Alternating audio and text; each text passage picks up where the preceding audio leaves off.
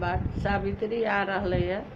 अपने सब एगो कथा सुनू बट सावित्री के पसंद पड़त तो लाइक कर देवे।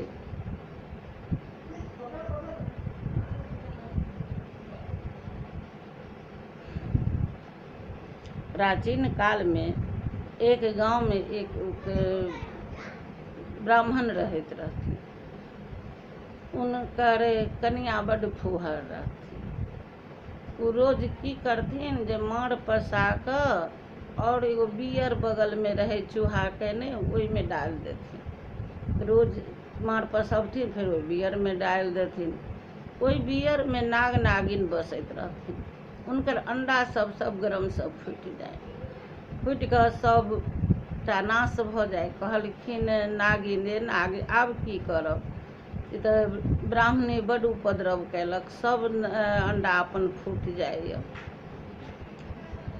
तो कहलखिन ठीक है बाहर निकल कर छत्र काढ़ कर खड़ा भ गेलखिन भानस के बगल में। चिरबार जहाँ रहन ओकरा बगल में बेचारा जाकर ठड़ा भ गेलखिन। उ समझलन कि जना देहात में पहले किचन के ऊपर एगो माटि के बना दे डिबिया राखला सह छै। तो उ की केलखिन ओहि में पर डिबिया के जरा कर ओहि पर धो देथिन। नाग के चानी में फोका पड़ गेलन। कहलखिन ओह ई तो बड़ा मुश्किल कैलक हमरा सबके रहना एहिठाम। चलू एहिठाम से जाकर एगो बड़ के गाछ लग में ऊपर में जाकर दुनू नाग नागिन रह लगला। राजा के एगो बेटा भेलन, फिर दोसर भेलन, तेसर भेलन, 6टा बेटा भेलन। फिर 7म एगो बेटा सबसे छोट भेलन। तो बड़ बेटा के बियाह कैलन। बियाह क क जखने लड़का लड़की सासुर सब हरे दले डोली महफा में बैस कर सब अबै छली। बड़ के गाछ में बड़ धूप रहे। कहलखिन कनी विश्राम क लिअ तखन चलब। की भेलै जे नाग नागिन उतरलखिन ओकरा बड़का बेटा के डस लेलखिन। ओहिठमन बेचारी छटपटा गईत राजा के खबर अलन तो पुतहु के ललन बेटा के दाह संस्कार ई सब कैलन कान पीट कर। फिर कुछ दिन के बाद फिर दोसर बेटा के बियाह कैलन। ओहो दले सले सब बेचारी बेटा हाथी पर कन्या महफा पर बैसल आबैत रहत दले सले। फिर वही बड़ के गाछ लग में विश्राम करला बैसलन। फिर आकर दोसर को बेटा के काट लेलकन। फिर तेसर बेटा के भेलन ओहिना वही ठमन उनको काट लेलकन। होइत 6 बेटा के हुनका ओहिठमन नाग नागिन बेटा के डस लेलखिन। अब तो बेटा बच्चा बहुत परेशान भ गेलन जे आब कोन उपाय करब। 7म बेटा कहलखिन जे नहीं एकरा नहीं बियाह करबै।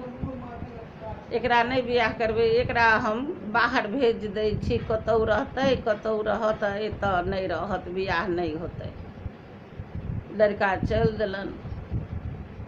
कांख तर में छाता लेलन, पैर लग में चप्पल, हाथ में चप्पल ल कर चल देलन। जाइत जाइत जब गेलन दूर देश तो एगो पोखर भेटलन। पोखर में कैलन कि जे चप्पल ल कर हाथ से पोखर में पहिर लेलन। नदी पार क गेलन। नदी पार क के कहलन जे कनिका काल सुस्ता लै छी तब चलब। एगो सोमा नाम के धोबिन ओहिठमन कपड़ा खींचैत रहे और गांव घर के उम्हर के लड़का लड़की सब ओहिठम गुल्ली डंटा खेले, 8 गोटी खेले लड़की सब। तकरा बाद के कलखिन कि जे कि लड़का आकर चप्पल हाथ से खोल लेलखिन आ छाता लगा कर बैस गेलखिन। छाता लगा कर बैस गेलखिन छाहर में।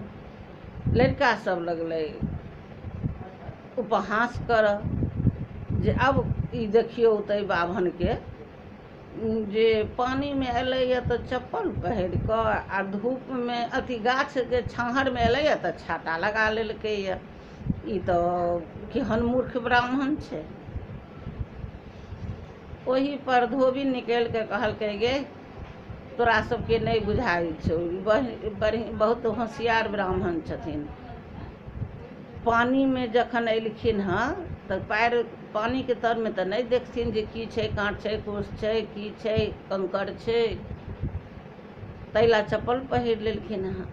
आ गाछ के तर में एलखिन हँ तऽ छत्ता अइला लगा लेलखिन हँ जे ऊपर से कौआ, चील, बकुला सब बैसल रहे छै, चट कऽ देतनि तऽ देह खराब भऽ जेतनि। तू सब नहीं बुझै छै, बढ़िया ब्राह्मण छथिन।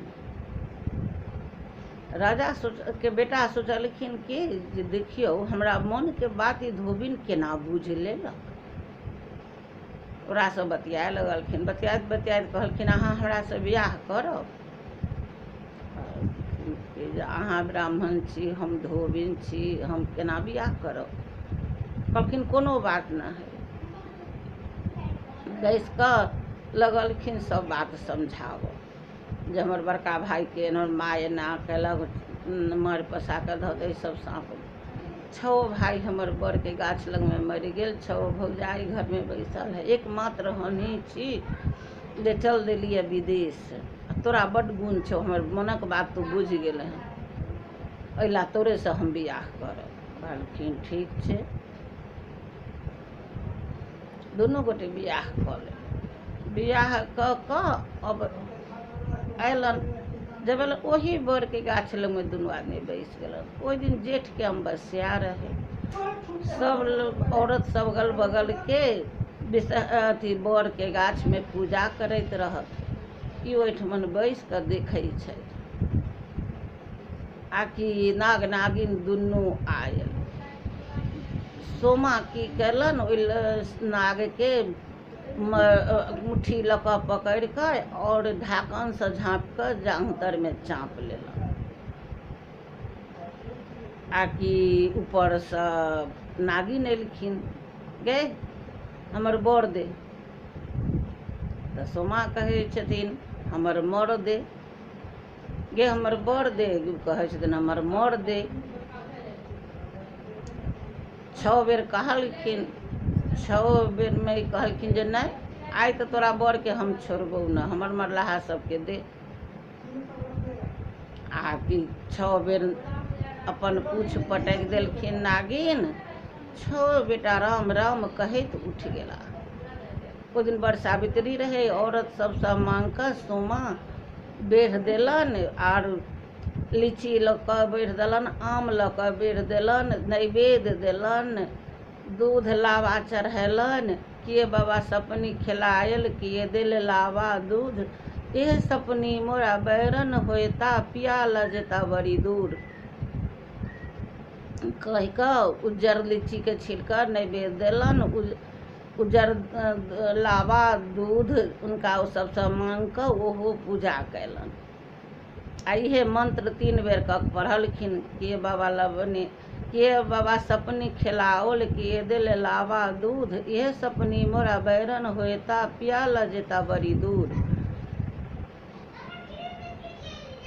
तब जहन पूजल भऽ गेलै, जब सब 6 भाई जिंदा भऽ गेलखिन, तब जाके ई अपन जांघसँ ढाकन के हटा देलखिन।